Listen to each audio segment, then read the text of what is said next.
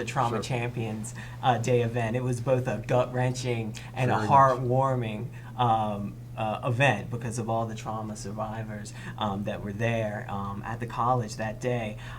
Trauma can encompass a wide range of things, and I feel like what traumas does the Department of Behavioral Health work with on a daily basis? What's happening to Philadelphians? That's a great question.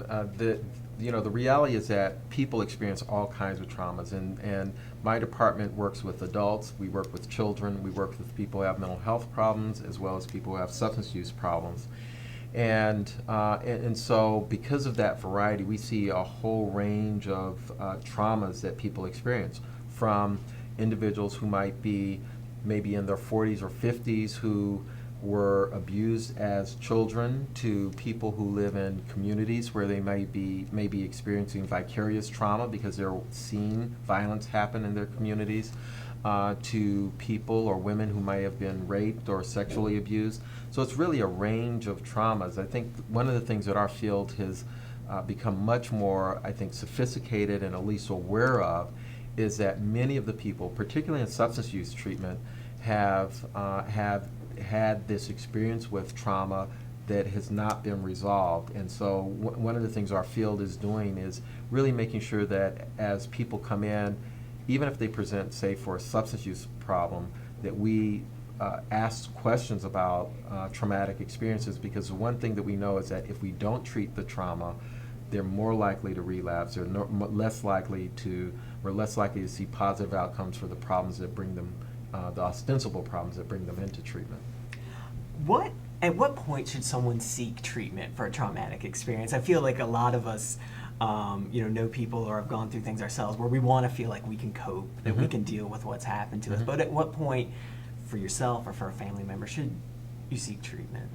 Well, it's when the traumatic experience begins to impact on your daily living. And one of the things we know is that for when people, all of us, as you say, experience traumatic events. It's just part of life. And most of the time, 80-90% of the time, we get through it and we get over it after a period of time. But a small percentage of people will not get over it for a variety of reasons. It doesn't mean that they're weak. It doesn't mean that there's something wrong with them. It just could be that you experienced that traumatic event at a particularly vulnerable time in your life, and because of that, it had a different impact on you. So one of the things that we know is that most people do okay over time. Sometimes, for a variety of reasons, people don't. And when we don't, it becomes a problem in our daily living, and that's the point at which we need to seek help. Quick example of this was 9/11. We knew, those of us in the mental health field, I was in Connecticut at the time when 9/11 happened, so we had literally thousands of people who were involved in the World Trade Centers and what happened in New York. We knew that the time frame that we would begin to see people having really significant mental health problems was about 18 months to 2 years. And that's pretty much what has played out, which played out in New York, played out in other places around the country, because as you say, most people, get through them. Some people don't. It takes some time before people recognize that these things are really affecting them, and people begin to seek help. What does treatment for a traumatic event, what does that look like? What should someone expect when they come seeking treatment? Sure. Well, you kind of have to start with what happens when people aren't doing well as a result of a traumatic event. So, for example, one of the things that happens is people become hypervigilant. People may have difficulty sleeping. They may have different kinds of symptoms. And so, people may re-experience the traumatic event. And so, one of the things that happens in treatment is that we try to help people to re-experience the event and not have the anxiety that causes some of the symptomatology I was just referring to. And so there are a variety of ways that people do that. There are treatment approach. One treatment approach, for example, is something called trauma-focused cognitive behavioral therapy, which is a very effective way of dealing with trauma. A number of people have had past childhood experiences of trauma. And one of the things that we know works pretty well for those individuals is something called dialectical behavioral therapy.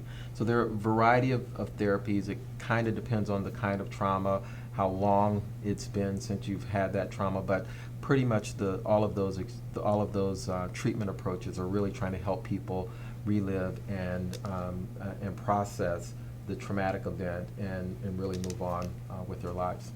One of the core themes, it seemed like, of the Trauma Champions Day event was having the trauma survivors together in a room. And what do you feel like is the benefit of having trauma survivors get to know and interact with one another? Well, I think that that's really, really important. One of the things that happens, I think, to people who experience trauma is that they feel alone, they feel isolated, they feel hopeless, shame, a lot of shame associated with it. And I think there's something very powerful about people connecting with people who have gone through a very similar experience. And so I think, so one of our strategies is to really identify and to promote this idea of trauma champions, that people don't have to be victims, they can be survivors and they can be identified as people who have overcome. And I think that is a very powerful kind of message, symbolism. I think it inspires people, and I think it encourages people to stand up and say, yeah, this happened to me. I've not dealt with it very effectively in my life, and I can get some help for it. Well, absolutely. Dr. Evans, I appreciate your time. That's all my questions for today. It is certainly my pleasure, and I've enjoyed being here with you. Well, this has been John Goff for the College of Physicians of Philadelphia. I want to thank Dr. Arthur C. Evans, the director of the Philadelphia Department of Behavioral Health, for his time today. And please stay tuned to our YouTube channel for informative health videos throughout the year.